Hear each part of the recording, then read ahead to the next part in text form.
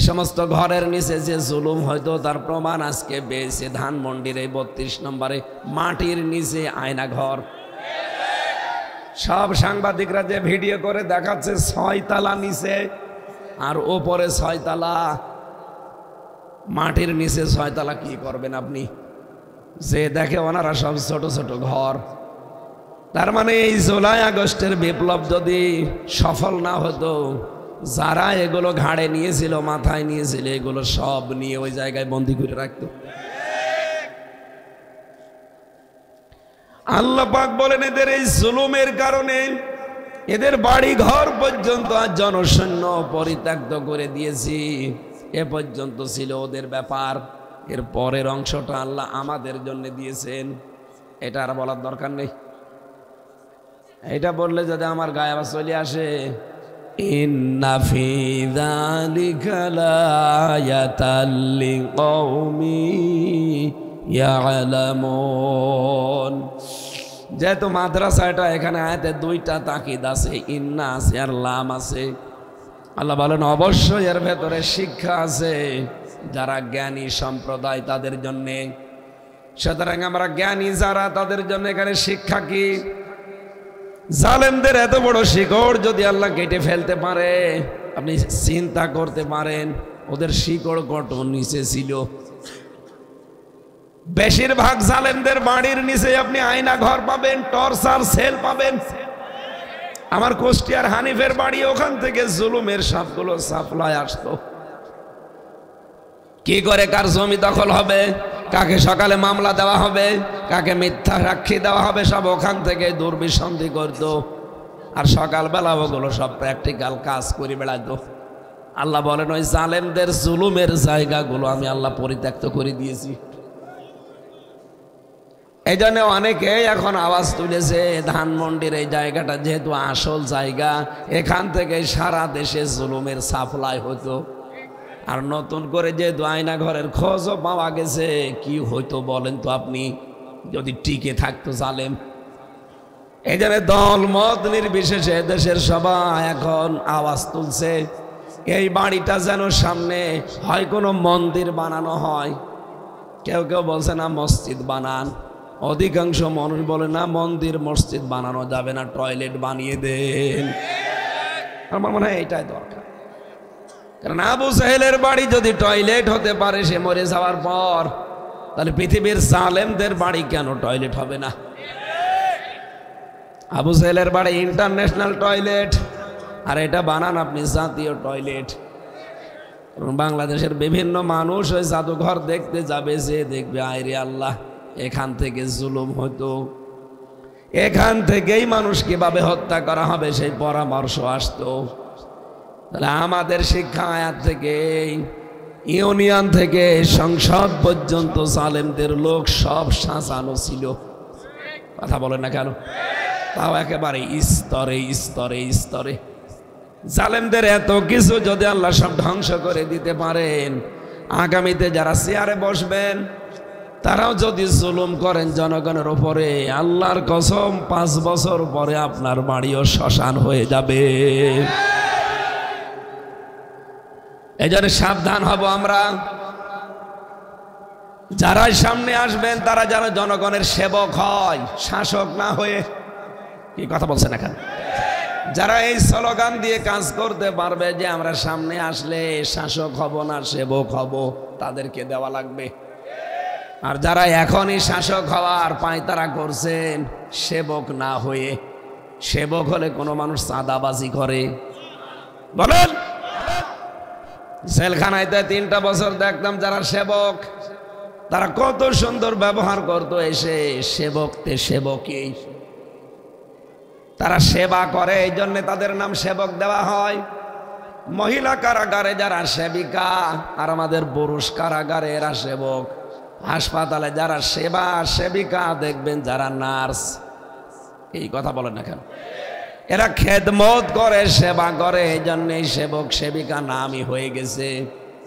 এই দেশের দায়িত্ব এখন একদল নিতে চাচ্ছে, যারা বলছে আমরা শাসক হব না সেবক হব।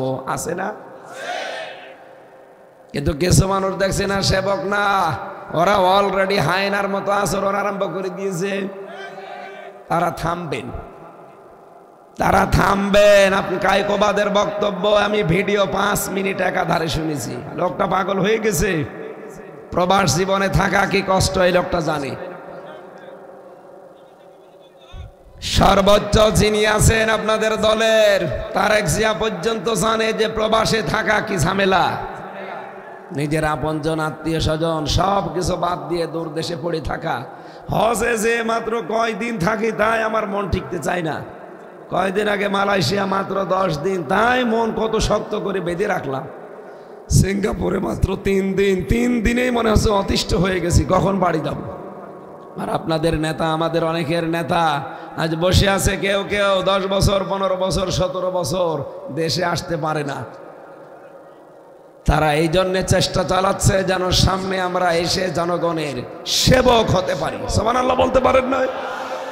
কিন্তু যদি কেউ সেবকের নাম নিয়ে শাসক হয় তারও পরিণতি এই ফ্যাসিস্টের মতো হবে। আমরা আশা করব আগামীতে যারা আসবেন কোরআনের জন্য দেশটা উন্মুক্ত করে দেবেন। কি কথা বলেন না কেন?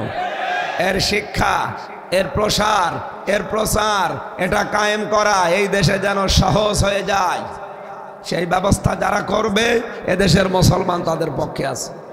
শুধু মুসলমান না, অন্য জাতির লোকেরা। কয়েকদিন আগে গাইবান্ধা এক হিন্দু পুরোহিত ঠাকুর সে বক্তব্য দিচ্ছিল যে এই দেশে যদি কোরআনের বিধান কায়েম হয় সবচাইতে বেশি নিরাপদে থাকবো আমরা সংখ্যালঘু যারা তারা। এই জন্য আমার মনে হয় ঝড় যখন উঠে পড়েছে এ কোরআন এবার সংসদে যাবেই যাবে ইনশাআল্লাহ। আমরা চাই 300 জন এমপির ভেতরে অন্তত 151 জন যেন কোরআন বুকে নিয়ে যেতে পারে। যে আল্লাহ আমাদেরকে কোরআনের তাফসীর শোনার জন্য আজকে রাজ্যে বসে থাকার সুযোগ দিলেন, ক্ষমতা দিলেন, তৌফিক দিলেন, ধৈর্য দিলেন, বলেন আলহামদুলিল্লাহ। জবান খুলে বলেন আলহামদুলিল্লাহ। দরুদ সালাম পাঠ করার মাধ্যমে আজকের আলোচনার বিষয়, এই এদিকে তাকান, সূরা তাহার 74 নাম্বার 75 নাম্বার 2টা আয়াত পড়েছি। একটা জান্নাত, একটা জাহান্নাম, 2 কেন্দ্রিক। আমরা দেখব আসলে আমরা কোন দিকে আছি। কিছু ভ্রান্ত ধারণা আজকে নিরসন হবে ইনশাআল্লাহ। আপনারা বোঝার চেষ্টা করবেন। সূরা তাহা কোন সূরা? পরা কোরআন শরীফের ভেতরে বিশ্ব নবীকে 99টা নাম দিয়ে আল্লাহ ডাক দিয়েছেন। তার প্রধান নাম 7টা। কয়টা? রব্বুল আলামিন বলেন তাহা, তার ভেতরে একটা ইয়াসিন, আহমদ, মোহাম্মদ, আব্দুল, মুজাম্মিল, মুদাসসির। কয়টা বলেন বলেন? সূরা ফাতিহার ভেতরে যে 7টা আয়াত দেখেন, বিশ্বনবী মুহাম্মদ রাসূলুল্লাহর প্রতি এই কোরআন নাজিল করে সূরা ফাতিহার ভেতরে 7টা আয়াতে। এটা কিতাবুল মুনাব্বিহাতের ভেতর থেকে বলছি। হাফেজ ইবনে হাজার আসকালানী রহমতুল্লাহ আলাইহির লেখা। আপনাদের এই চট্টগ্রাম বিভাগের বাইতুশ শরফের মরহুম পীর আল্লামা শাহ আব্দুল জব্বার রহমতুল্লাহ আলাইহি, নাম শোনেননি লোকটার? পীর হতে হলে এরকম পীর হতে হয়। উনি পীরও ছিল, তার এলেমও ছিল। আর এখন অনেক পীর হয়, খালি পীরই নাম, কোনো এলেম কালাম নেই। এটা গিয়াসউদ্দিন তাহেরির নামের আগে পীর। ওর পেটে বোম মারবেন তো একটা আয়াতের তাফসীর মূল ভাবে করতে পারে কিনা? নামের আগে পীর বসিয়ে রেখেছে। শাহ আল্লামা আব্দুল জব্বার রহমতুল্লাহ আলাইহি তিনি কিতাবুল মুনাব্বিহাত, এটার আরবিতে লেখা, তিনি বাংলা করেছেন। উনি এই সূরা ফাতিহার এই 7টা অক্ষর গবেষণা করে একটা তথ্য দিয়েছেন। আমরা বাংলাদেশে এখন 48,000 পীর নাম শুনি। পীর হতে হলে আব্দুল জব্বারের মতোই হওয়া লাগবে, এইরকম পীর হবে। তিনি লিখেছেন সূরা ফাতিহায় রব্বুল আলামিন এই 7 আয়াতের ভেতরে 7টা অক্ষর দেননি, 7টা হরফ। কয়টা? এদিকে তাকান, কয়টা? 7টা হরফ তিনি দেননি। চিন্তা ভাবনা করে তিনি কিন্তু গবেষণা করে বের করলেন কেন দেননি। সূরা ফাতিহা 7টা আয়াতে আপনি সা অক্ষরটা খুঁজে পাবেন না। কি অক্ষর? সা অক্ষর আল্লাহ পাক এই সূরার ভেতরে দেননি এই কারণে, কারণ সা দিয়ে যে শব্দটা তৈরি হয় সাবুর, সাবুর মানে ধ্বংস। সাবুর মানে কি? সূরা ফাতিহার এই 7টা আয়াত যদি কেউ দুনিয়াতে আমল করতে পারে, প্র্যাকটিক্যাল লাইফে সেট করতে পারে, আমার আল্লাহ তার জীবনটা ধ্বংস করে দেবেন না। 2 নম্বরে তিনি দিয়েছেন যে এর ভেতরে আপনি জিম খুঁজে পাবেন না। জিম যে অক্ষরটা কেন নেই? কারণ জিম দিয়ে পড়া কোরআনে যেখানেই দেখবেন জাহান্নাম লেখা আছে। জাহান্নাম কয়টা দরজা? 7টা। বলেন বলেন। জাহান্নামের এই 7টা দরজায় আল্লাহ তার জন্য বন্ধ করে দেবেন যিনি সূরা ফাতিহার 7টা আয়াত জীবনে সেট করতে পারবে। সূরা ফাতিহাতে 3 নাম্বার তিনি দিয়েছেন খ অক্ষর পাবেন না। খ দিয়ে আপনি শব্দ তৈরি করতে পারেন খব্বারি। এর বাংলা অর্থ হচ্ছে ভব ঘুরিয়ে। খবারি মানে কি? খব্বারিন মানে ভব ঘুরে, যার কোনো কাজ কাম নেই, উদ্দেশ্য নেই। এর আরেকটা অর্থ আছে লম্পট। এই পৃথিবীতে সূরা ফাতিহার 7টা আয়াত যদি কারো জীবনে সেট হয়ে যায়, সে কোনোদিন লম্পটগিরি করবে না। আজ লম্পটের অভাব আছে দেশে। আমি নাম নিলাম না, ওদের নাম নিতেও আমার ঘৃণা লাগে। 4 নম্বরে আপনি শিন পাবেন না। শিন দিয়ে শব্দ তৈরি করা যায় শাখাওয়াত। শাকাওয়াত না, শিন দিয়ে শাকাওয়াত হলে সৌভাগ্য, আর শিন দিয়ে শাকাওয়াতন মানে দুর্ভাগা। কোরআনে কারিমের সূরা ফাতিহার 7টা আয়াত জীবনে থাকলে আপনাকে আল্লাহ দুর্ভাগা করে দেবে না, আপনার ভাগ্য সুপ্রসন্ন হয়ে যাবে। এই জন্য সূরা তাহার প্রথম আয়াতে আল্লাহ এটাই জানিয়েছেন, তাহা মা আনজালনা আলাইকাল কুরআনা লিতাশকা। এই কোরআন আমি আপনার প্রতি এই জন্য দেইনি যে আপনি ভাগ্যহত হবেন, দুর্ভাগা হবেন, আপনি ভাগ্য হারিয়ে ফেলবেন না। এই কোরআন এই জন্য দিয়েছেন যে আপনার ভাগ্য খুলে দেবে, আপনি ভাগ্যকে সুপ্রসন্ন করতে পারবেন। 5 নাম্বারই আমি এর ভেতরে পেয়েছি, সূরা ফাতিহার ভেতরে আপনি জ শব্দটা পাবেন না। কি? জ অক্ষর দিয়ে দেখবেন পুরা কোরআনে বেশিরভাগ জুলমুন বা জুলমাতুন লেখা আছে। এর বাংলা অর্থ হচ্ছে অন্ধকার। এই 7টা আয়াত জীবনে যদি সেট করতে পারেন, অন্ধকার আপনার জীবনে নেমে আসবে না। সুবহানাল্লাহ বলতে পারেন না? এরপরে পেয়েছি ঝা। 6 নাম্বার অক্ষর এটা। সূরা ফাতিহার ভেতরে ঝা এই অক্ষরটা নেই। ঝা দিয়ে কোরআনে কারিমে আল্লাহ নিজেই দিয়েছেন যাক্কুম। এটা জাহান্নামী মানুষদের খাবার। ইন্না শাজারাতাজ যাক্কুমি তুআমুল আসিম। অবশ্যই পাপিষ্ঠ যারা, তাদের খাবার হবে এই যাক্কুম। মুখের ভেতরে দিতে দেরি, ভেতরেও যাবে না, বেরও হবে না, গলায় আটকিয়ে যাবে। তার মানে যাক্কুম গাছের ফল আপনাকে খাওয়া লাগবে না, জাহান্নামেও যাওয়া লাগবে না সূরা ফাতিহা যদি আমল করেন।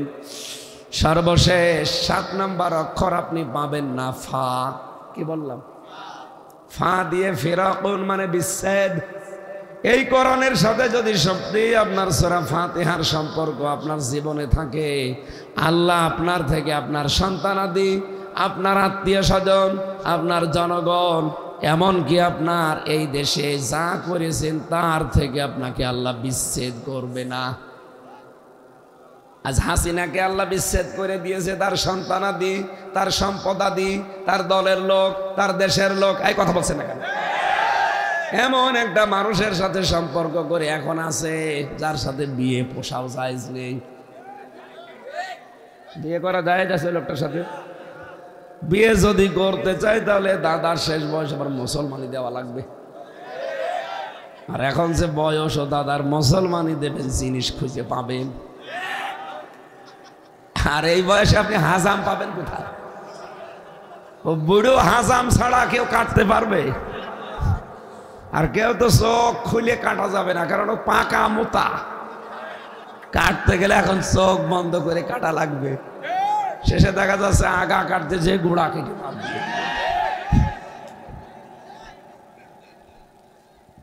সুতরাং দাদারে শেষ বয়সে মুসলমানি দেওয়াও সম্ভব না, ও বিয়ের স্বাদ আর মেটবে না।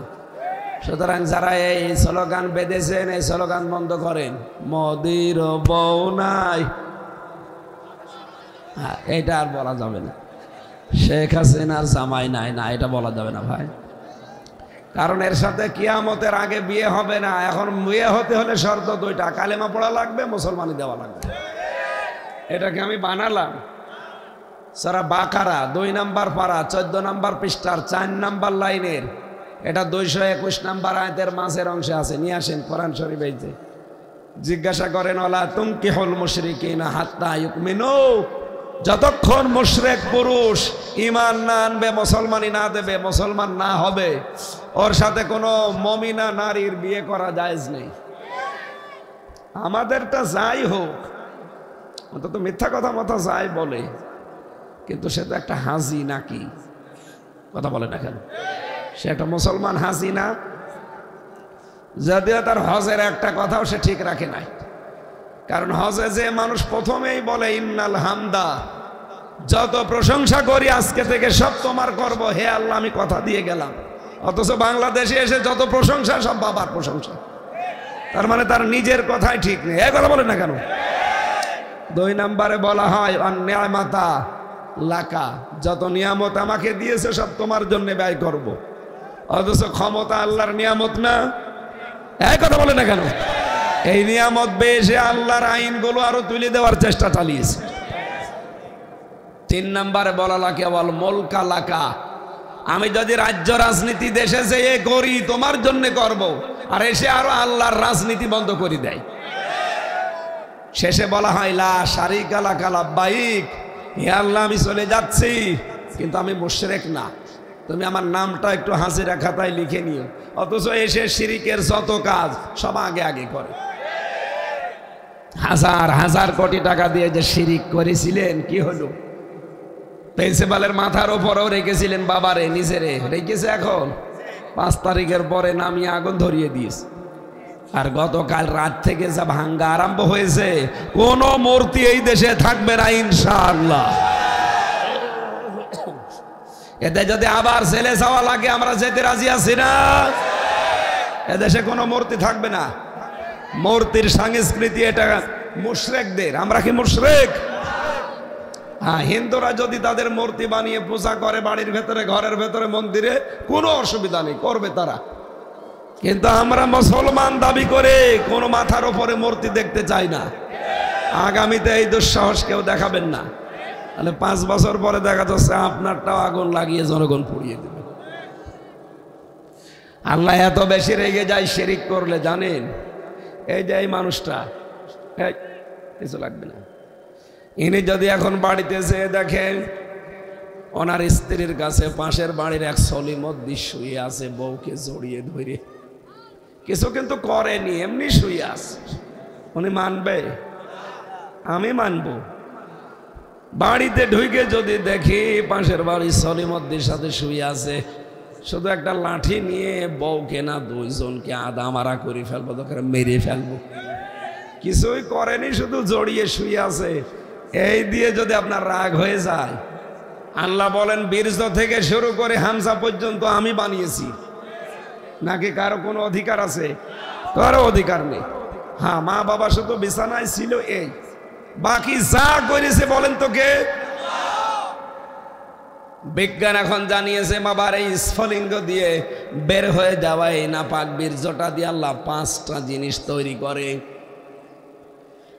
মায়ের রেহেমের ভেতরে যে নাপাক পানির থলি আছে, ওই পানি দিয়ে আল্লাহ আরো 4টা জিনিস তৈরি করে: চুল, রগ, হাড় আর পর্দা, রক্ত, গোশত, চর্বি, চামড়া আর স্তর।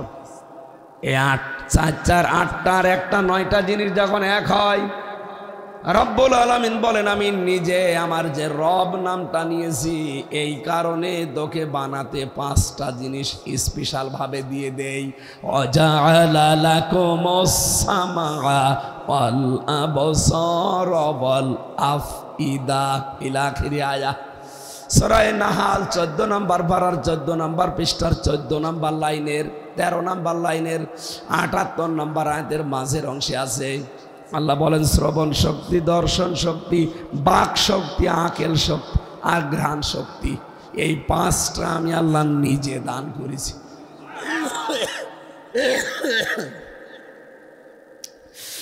8 5 13টা জিনিস যখন এক হয়ে যায়, আল্লাহু আখরাজাকুম মিন বুতুনি উম্মাহাতিকুম লা তা'লামুনা শাইআ, তখন আস্তে করে বাচ্চার আকারে ওকে বের করে দেওয়ার জন্য জিনিসপত্র সাজায়। কমপক্ষে 360টা হাড় দেয়, এক একটা হাড় শরীরের ভেতরে এক এক রকম। যত হাড় প্রকার আমাদের শরীরে আছে সব হাড় যদি একরকম হতো জীবনেও চলাফেরা করতে পারতেন না। কথা বলে না কেন? শুধু হাড় দিয়েই শেষ করে দেয়নি, প্রতিটি হাড়ের সাথে আমি জয়েন্ট দিয়েছি। এই জয়েন্টগুলো যদি না দিতাম কোনো জিনিস ধরতেও পারতিস না। তোর এই 3.5 হাত বডির ভেতরে 9768 প্রকার চামড়া দিয়েছি।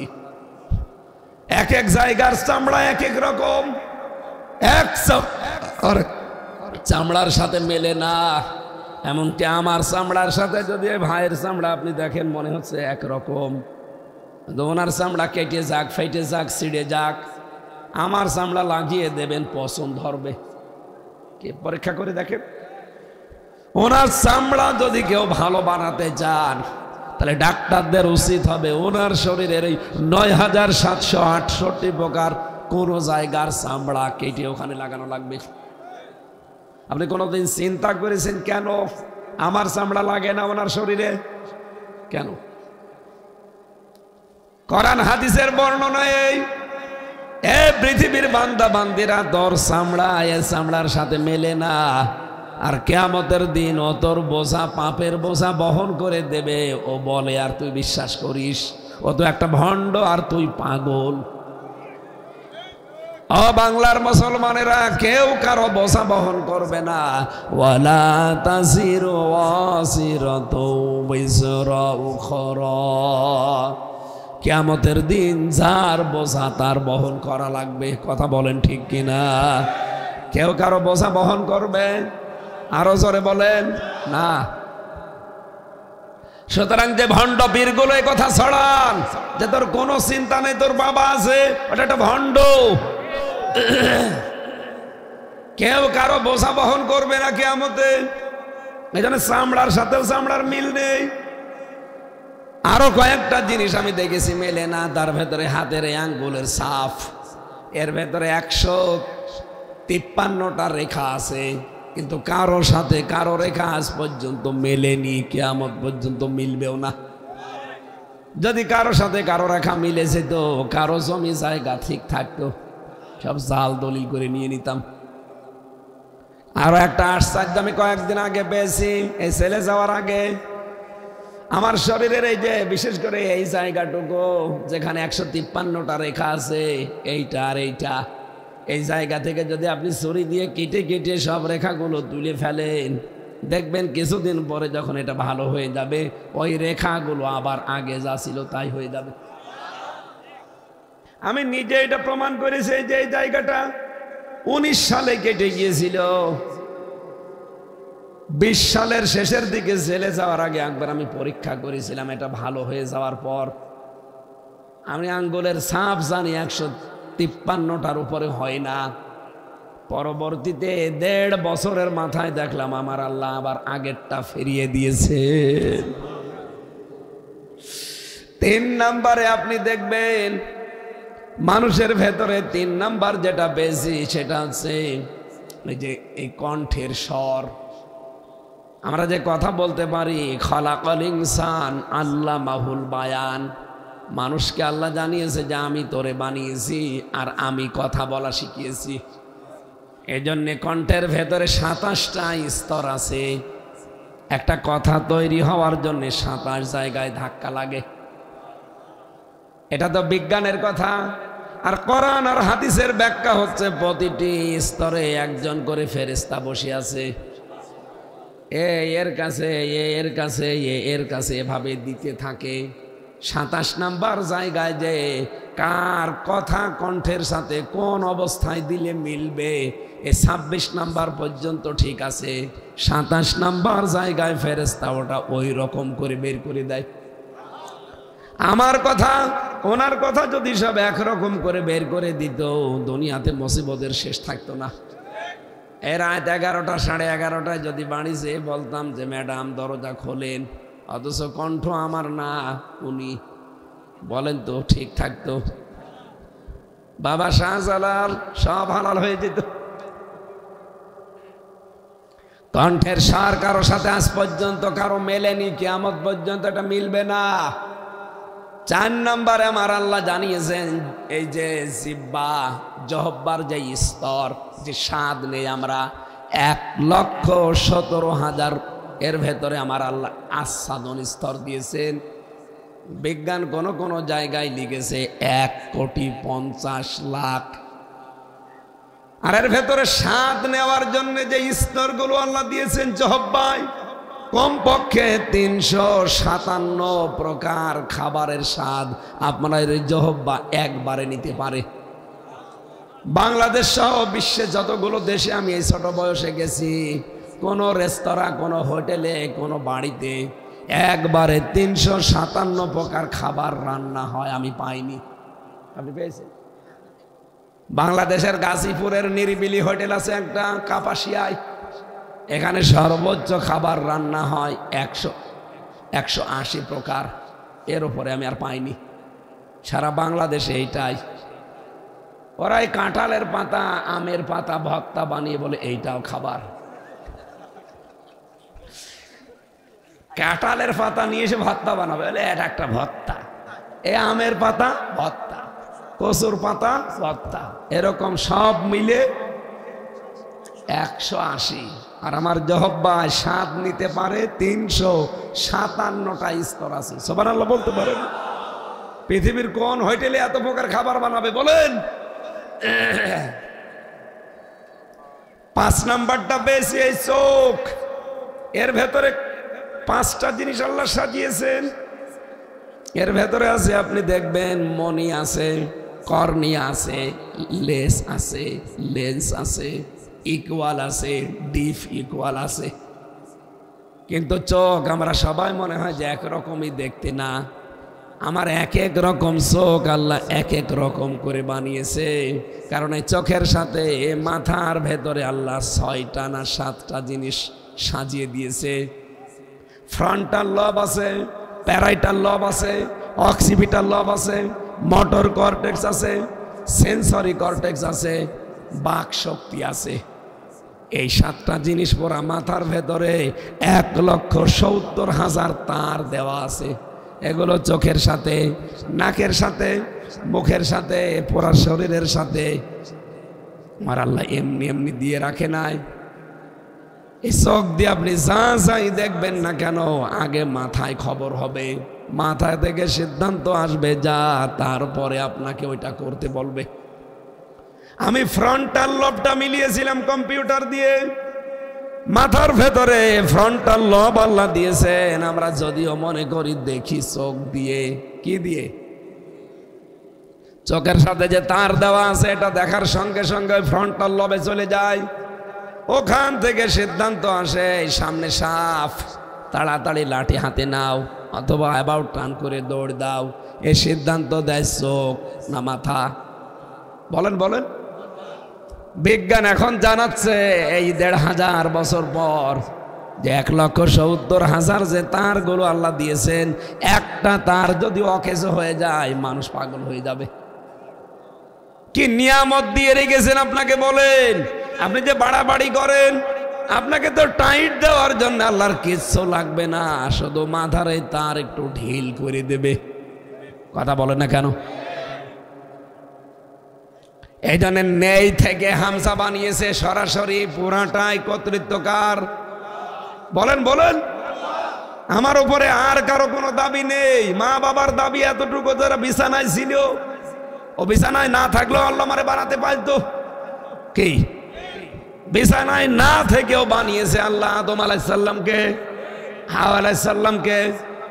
বাবার বীর্য ছাড়াও বানাতে পারে হযরত ঈসাকে। আল্লাহ যদি ওটা পারে, তো এখন আল্লাহ পারতে পারে না? আল্লাহ পাক বলেন, নবীজির নামের কথা ব্যাখ্যা করছিলাম আমি। 7টা আয়াত, 7টা নাম, 7-এর অনেক গুরুত্ব আছে। আজকের আলোচনাও 7, কারণ জাহান্নামের দরজা কয়টা? আরো জোরে। জাহান্নাম কিন্তু একটা দরজা।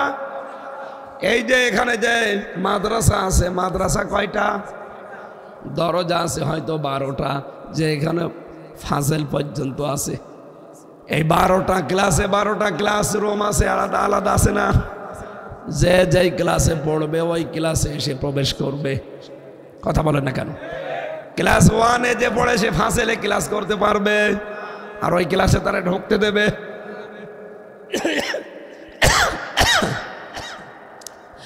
আল্লাহ পাক বলেন, লাহা সাবাতু আবওয়াব লিকুল্লি বাবিম মিনহুম জুজউম মাকসুম। জাহান্নামের দরজা 7টা, জাহান্নাম 7টা না, জাহান্নামের দরজা। এই যে লাহা, হা দিয়ে আল্লাহ জাহান্নামের ইঙ্গিত দিয়েছেন। সাবাতুন মানে 7, আবওয়াব মানে দরজার বহু বচন, আবওয়াব বাবের বহু বচন। আল্লাহ বলেন জাহান্নামের দরজা 7টা। লিকুল্লি বাবিম মিনহুম জুজউম মাকসুম, সূরা হিজরের 44 নম্বর আয়াত। দুনিয়াতে যে যেই ধরনের অপরাধ করবে, কিয়ামতের দিন তাকে আল্লাহ ওই দরজা দিয়ে প্রবেশ করাবে। কি কথা বোঝা গেছে? এখন আমাদের বিষয় কি? আমরা আজকে আলোচনা থেকে দেখব আমরা কোন অপরাধ করছি, কোন দরজা দিয়ে আল্লাহ আমাদেরকে প্রবেশ করাবে। আমি আজকে আলোচনা করেছিলাম মাগরিবের পরে 2টা দরজার। একটা হচ্ছে জাহান্নাম নামে একটা দরজা আছে, ওখানে যারা সীমা লঙ্ঘন করে আর যারা আল্লাহর বিধান অস্বীকার করে তাদের জন্য আল্লাহ ওই জাহান্নাম নামে দরজা বানিয়েছে।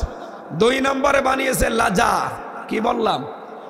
লাজা মানে সত্যকে সত্য জানার পরে যারা অ্যাবাউট টার্ন করে চলে যায়, আর যারা মাল সম্পদ জমা করে আর কি করে এটা সংরক্ষণ করা যায় এই চেষ্টায় থাকে, এদেরকে আল্লাহ কোন দরজা দেবে? লাজা। বলেন বলেন। 3 নাম্বারটা বলছি, কণ্ঠে সাপোর্ট করছে না তো, নয়তো তো কথা বলা যেত। চা খেয়ে কি করবো, গলা ভেঙে গেছে, ওই তো দিয়ে হবে না। একটা বিষয় একটু ভেজাল আছে বাংলাদেশে, এটা নিরসন করা দরকার। যাদের খুব জরুরি আছে চলে যান, আমার এখনো কিছু সময় লাগবে, থাকবেন না? এই বিষয়টা আজকে পুরাটা নিরসন করতে যাই। আল্লাহ রাব্বুল আলামিন বলেন, ওয়া আম্মা মান খাফফাত মাওয়াজিনুহু ফাউম্মুহু হাওিয়া ওয়া মা আদরাকা মা হিয়া নারুল হামিয়া। 3 নম্বর জাহান্নামের একটা দরজা আছে, নাম হাবিয়া। নাম কি? নাম শোনেননি কোনোদিন? এটা জ্বলন্ত আগুন, এর ভেতর আর কিছু নেই, খালি আগুনই। নাম শুনে বোঝা যাচ্ছে এটা কেমন হতে পারে। আল্লাহ পাক বলেন এখানে কাদেরকে ঢোকাবো, প্রবেশ করাবো জানো? ওয়া আম্মা মান খাফফাত মাওয়াজিনুহু, যাদের ওজন হালকা হবে। কি কি হালকা হবে? এখানে ওজন শব্দটা শুনলে আমাদের মনের ভেতরে চিন্তা ভাবনা চলে যায় যে এটা মনে হয় মিজানের পাল্লার কথা বলা হচ্ছে নাকি? কিয়ামতের দিন নেকি আর বদি ওজন দেওয়া হবে, একটু শোনেননি? আল্লাহ বলেন যাদের নেকির পাল্লা হালকা হয়ে যাবে, ফাউম্মুহু হাবিয়া, তাদের আশ্রয়স্থল হবে তাদের মা। আল্লাহ কেন জাহান্নামে হাবিয়ার নাম মা বললেন? এই পৃথিবীর ময়দানে দেখবেন, পৃথিবীতে যে কেউ হোক তার আশ্রয়স্থল, নিরাপদ জায়গার নাম মায়ের কোল। কি জাহান্নামী যারা, পাপিষ্ঠ যারা, ইন্নাহু মাইয়াতি রাব্বাহু মুজরিমান ফাইন্না লাহু জাহান্নাম, কেউ যদি অপরাধ করে তার রবের কাছে যায়, তার স্থান আল্লাহ দেবে ওই পাপিষ্ঠের জন্য জাহান্নাম। লা ইয়ামুতু ফিহা ওয়ালা ইয়াহইয়া, ওখানে যে লোকটা মরবেও না বাঁচবেও না, বাঁচা মরার মাঝখানে থাকবে। ও কুমিল্লাবাসী, আমার সাথে আপনি একমত হবেন কিনা জানি না, যেহেতু অনেক আলেম আছে, চিন্তা ভাবনা আরো করার জন্য বলছি আপনাদেরকে। আপনি একটু দেখবেন এই বিষয়টা আসলে এরকম হতে পারে কিনা। রব্বুল আলামিন যে জানিয়ে দিলেন যে কিয়ামতে যার হালকা হবে ওজন, তাকে আমি আল্লাহ জাহান্নাম তার আশ্রয় স্থল বানিয়ে দেব। নবী আপনি কি জানেন এই হাবিয়া জাহান্নামের এই যে দরজা, এটা কি? এটা হচ্ছে পোড়াটাই আগুন। পোড়াটাই কি? বাংলা অর্থ ছিল। আধুনিক তাফসিরগুলো আমি মিলালাম, চিন্তা ভাবনা করলাম, পৃথিবীতে ওজনের কথা বললে মানুষ খুব ভালো বোঝে। ওজনের কথা বোঝে না? এবার আসেন তো, ওজন করার প্রতিটি জিনিসের নাম আমরা আলাদা আলাদা রেখেছি। এই যে স্টেজটা যদি কেউ এখন বলে যে এটা একটু মেপে দেন তো, দাড়ি পাল্লায় তুলে দেবেন, হ্যাঁ, এটা মাপার জন্য আলাদা একটা যন্ত্র আছে, তার নাম গজ, ফিতা। কি এ পর্যন্ত জানেন না? এটা যদি গজ দিয়ে মাপেন, ফিতা দিয়ে মাপেন, তাহলে বুঝতে পারবেন এটা কয় মিটার কয় মিটার আছে। কি এই যে জমিনটা সামনে পড়ে আছে, যদি বলা হয় যে ভাই এটা মেপে দেন, দাড়ি পাল্লায় তুলে দেবেন যে কয় কেজি দেখি, এটা মাপার জন্য গজ লাগবে, ফিতা লাগবে। এটা বুঝেছেন কিনা বলেন? এই যে আমাকে চা দিচ্ছে, আমি যদি বলি চাটা মেপে দেন তো ফিতা দিয়ে মাপবেন, এটার জন্য সিসি আছে, লিটার আছে। এটা কতটুকু দিচ্ছে লিটারের ভেতরে দেবেন, সিসি দিয়ে মাপ দেবেন, আপনি বলে ফেলতে পারবেন। তার মানে এটার জন্য মাপের যে আলাদা যন্ত্র, তার নাম সিসি, তার নাম কি? লিটার। এখন যদি বলে কোরআন শরীফটা মেপে দেন তো, একটা একটা করে অক্ষর তুলে তুলে মাপবেন, এটার জন্য মাপার যন্ত্র, দাড়ি পাল্লা, বাটখারা। এই কথা বলছেন না কেন? কতটুকু আছে, কয় কেজি হবে, 2 কেজি না 1.5 কেজি, এটা বলা যাবে না তখন। এটার জন্য যে মাপের যন্ত্র, তার নাম হচ্ছে কেজি, বাটখারা, আর কি বলে স্কেল। এবার আসেন বাস্তবতায়। কিয়ামতের ময়দানে আল্লাহ যা বললেন, মাওয়াজিনুহু, যার ওজন হালকা হবে, খাফফাত। কিয়ামতের দিন আল্লাহ যেটা মাপবেন আমরা সবাই জানি, তার নাম আমল। তার নাম কি? হয় বদ আমল, নাই নেক আমল। কথা বলেন না কেন? যেহেতু আমরা অনেকেই মনে করি দাড়ি পাল্লায় আল্লাহ তুলে দিয়ে মাপবে, এইদিকে বদ আমল, এইদিকে নেক আমল, এভাবে তো নাকি? আপনার এই বাংলাদেশে কোনো পাগলও বিশ্বাস করবে যে আমল দাড়ি পাল্লা দিয়ে মাপা যায়? আমল মানে কি বলেন তো? কাজ। আমল মানে এই জবাব দেওয়া লাগবে না, আবার গেবত করবেন। আমল মানে কি? কাজ। কি কোনো পাগলও দাড়ি পাল্লা দিয়ে মাপে যে 5 কেজি কাজ? কাজ মাপতে হয় গুরুত্বের ভিত্তিতে নাকি? প্রিন্সিপাল সাহেব আমাকে একটা কাজ দিয়েছে, এই কাজটা উনি মাপবেন কি করে, উনি দেখবেন কি করে কাজটা? উনি গুরুত্বের ভিত্তিতে দেখবেন যে কাজটা গুরুত্ব দিয়েও হামসা করছে কিনা। কথা বলেন না কেন? এবার আসেন এই যে এই স্টেজ, এটার গুরুত্বপূর্ণ জিনিস আছে 2টা, একটা খুঁটি আর একটা সামিয়ানা। কি এই 2টাই গুরুত্বপূর্ণ। এখানে গুরুত্বহীন অনেক জিনিস আছে। এই টেবিলটা, এই টিস্যুর বক্স, এই চায়ের কাপ, এই যে সামিয়ানাটা, এই কথা বোঝা লাগবে। এইগুলো যদি না থাকতো কেউ স্টেজ বলতো না। একজন বলছেন না, ওর মাথায় একটা লাঠি দিয়ে বাড়ি মারেন তো। এখানে স্টেজ হওয়ার জন্য আমার প্রথম শর্ত হচ্ছে খুঁটি লাগবে, 2 নম্বরে সামিয়ানা লাগবে। খুঁটি আর সামিয়ানা বাদ দিলে স্টেজ হবে। খুঁটি আর সামিয়ানা যদি থাকে, বাকি যদি কিচ্ছু না থাকে, তাও মানুষ বলবে এটা স্টেজ। আল্লাহ পাক বলেন কিয়ামতের দিন আমি গুরুত্বের ভিত্তিতে তোর আমল মাপবো, কাজ মাপবো। কিয়ামতের ময়দানে গুরুত্বের ভিত্তিতে যেহেতু মাপা হবে, আমি আবার আলেমদেরকে ক্ষমা চেয়ে নিচ্ছি, আপনি চিন্তা ভাবনা আরো করবেন। আমার ছোট মাথায় তো চিন্তা ভাবনা এটা ভুলও হতে পারে, আপনি একমত নাও হতে পারেন। আপনার হাতে পায়ে ধরে বলছে আপনি আরো চিন্তা করেন, দেখবেন মানুষের জীবন অনেক পরিচ্ছন্ন হয়ে যাবে। কিয়ামতের দিন সবাই বিশ্বাস করেন যে আমল মাপবে, আমল মানে কাজ, নাকি আমল মানে অন্য কিছু আছে? নেই, আমল মানে কাজ। আর কাজ মাপে মানুষ দাড়ি পাল্লা দিয়ে না, কাজ মাপে গুরুত্বের ভিত্তিতে। তাহলে কোরআনে কারিমে আল্লাহ গুরুত্বপূর্ণ কাজ কয়টা দিয়েছেন? 500। কয়টা? পুরা কোরআনে শরীয়তের বিধান আপনি 500 পাবেন। এই 500টা গুরুত্বপূর্ণ কাজ আপনার জীবনে থাকা লাগবে। কি কথা বলে না কেন? এ বাংলাদেশে বহু মানুষ আমরা দেখি 499টা মানে, কিন্তু একটা মানে না। বলেন তো এখানে গুরুত্বপূর্ণ যে 2টা বললাম, সামিয়ানা আর খুঁটি, একটা যদি না থাকে আর একটা টিকে থাকবে? আরো জোরে বলেন। শুধু খুঁটিয়ে টাঙিয়ে রাখলেন, কেউ বলবে এটা স্টেজ। শুধু সামিয়ানা দিয়েছেন, দেবেন কোথায়? কেউ বলবে এটা স্টেজ। তাহলে গুরুত্বপূর্ণ এই 2টাই লাগবে। এই জন্য যত ফরজ বিধান আল্লাহ কোরআনে দিয়েছেন, দেখবেন তার ভেতরে আবার আলাদা আলাদা কিছু ফরজ আছে। যেমন নামাজ ফরজ। কি? নামাজের ভেতরে আলাদা ফরজ আছে না? নামাজ কি বলেন না কেন? এ নামাজের ভেতরে ফরজ কয়টা? 17টা, 13টা। না, আমার গলা ভাঙা এক, আর আপনাদেরও আমি সাড়া পাচ্ছি না। কথা কি বুঝতেছেন না, না সাড়া দেন না?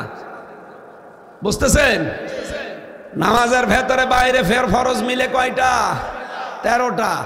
12টা আদায় করলেন, একটা করেননি, আপনার সওয়াব হবে 12টা। কয়টা? একটাও হবে না, 0, 0, কিচ্ছু হবে না। এখন যদি বলেন না আমি 12টা ফরজ আদায় করলাম, একটা করি নাই, অন্তত আমার 5টা সওয়াব দেন, হবে? এটা যেমন সহজে বুঝে ফেলেছেন, এই কোরআনে আল্লাহ 500 শরীয়তের বিধান দিয়েছেন ফরজ। 499টা মানেন, একটা মানেন না, আরো বিরোধিতা করেন। কিয়ামতের দিন যখন আল্লাহ আপনাকে মাপ দেবে, তখন আপনার হবে 0, 0। আমি আশা করছি আপনি কথা বুঝেছেন। এরপরও যদি না বোঝার ভান করে থাকেন, এদিকে আসেন। কানের নিচে এমন জোরে 2টা দেব, সব বুঝে ফেলবেন। তাহলে গুরুত্বের ভিত্তিতে মাপ দেওয়া হবে কিয়ামতে। সুতরাং আমাদের উচিত গুরুত্বপূর্ণ কাজগুলো আগে করা। গুরুত্বপূর্ণ কাজ নামাজ, এক কথা বলছে না কেন?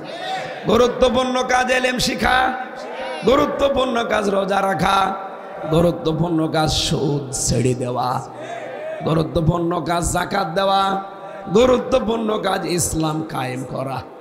আর এগুলো সব করবে ফেরেশতারা। এই যে আসল জায়গায় চলে এসেছে। 500টা ফরজ আছে এরকম, নামাজ, রোজা, হজ, যাকাত, সুদ ছেড়ে দেওয়া, ঘুষ ছেড়ে দেওয়া, অর্থনীতি যাকাত ভিত্তিক করা, দিন কায়েম করা, এগুলো সবগুলো ফরজ। সবগুলো কি? 499টা মানেন, একটা মানেন না, আপনার কিয়ামতে 0, 0 হবে। আম্মা মান খাফফাত মাওয়াজিনুহু ফাউম্মুহু হাওিয়া। যার হালকা হবে পাল্লা, ওজন যার হালকা হয়ে যাবে, যেহেতু গুরুত্বের ভিত্তিতে আল্লাহ মাপ দেবে, আপনি তো এমনি হালকা হয়ে পড়বেন। ফরজ 13টা, একটা মানেননি, 12টা মেনেছেন, পুরা 0। 500 ফরজের 499টা মেনেছেন, একটা মানেননি, পুরা 0। এই জন্য 500টাই মানা লাগবে। আমার কণ্ঠ ভালো থাকলে এখন এই 500টা একটা একটা করে বলতে, সবগুলো আমি নোট করেছিলাম। আমি আর পারছি না, কণ্ঠে সাপোর্ট দিচ্ছে না, কষ্ট হয়ে যাচ্ছে। আমার ওই যে জেলখানায় লেখা মেয়েদের জীবনের ওপরে বই আছে, আর যে বিষয়ে আলোচনা করছি এই আলোচনাটা ওখানে আছে।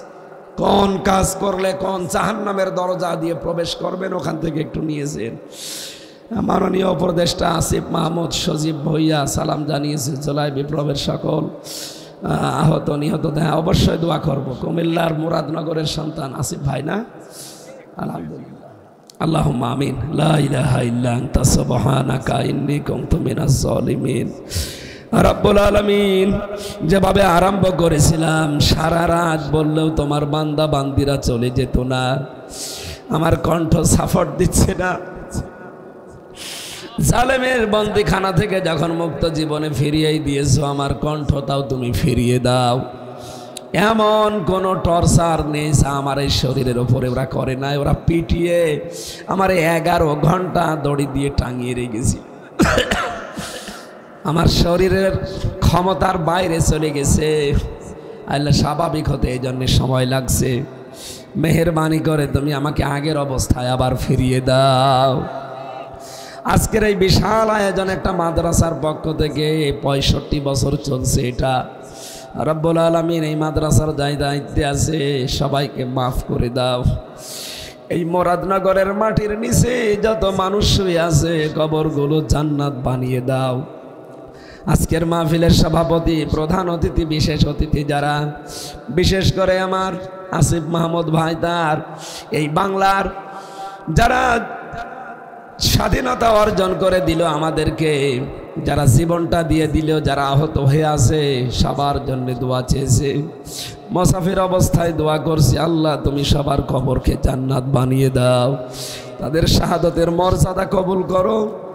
এবং যারা আহত হয়ে আছে আল্লাহ তুমি এই রাষ্ট্রকে তৌফিক দাও যেন তাদের পাশে দাঁড়াতে পারে। এই মাদ্রাসার যত প্রয়োজন আছে সব তুমি পূরণ করে দাও। এই বাজারে যারা ব্যবসা বাণিজ্য করে এদের বরকত দাও। আল্লাহ তাআলা আমরা যারা অভাবে আছি আমাদের অভাব দূর করে দাও। এই মাদ্রাসার শিক্ষক শিক্ষিকা ছাত্রছাত্রী ভাইয়েরা এদের মেধাস্মৃতি যোগ্যতা আরো বাড়িয়ে দাও। আমার কণ্ঠের কারণে আল্লাহ তুমি দেখতে পাচ্ছ আমি শেষ করে দিয়েছি লা ইলাহা ইল্লাল্লাহু মুহাম্মাদুর রাসূলুল্লাহ। ওই যে গাড়ি থেকে বইটা নিয়ে যান, এই আমার আলোচনার বিষয় ওখানে আছে।